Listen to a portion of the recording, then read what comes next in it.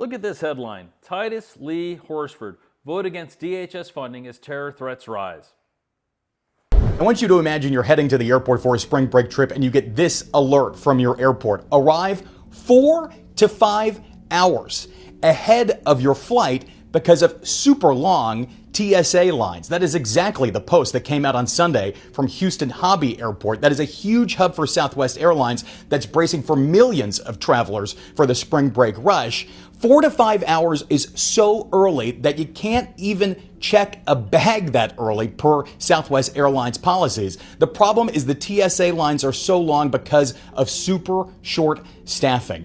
The issue is that TSA workers are working without pay. They're mandatory workers during this partial government shutdown that primarily targets the Department of Homeland Security. The Transportation Security Administration falls under that, so TSA workers are receiving $0 paychecks right now.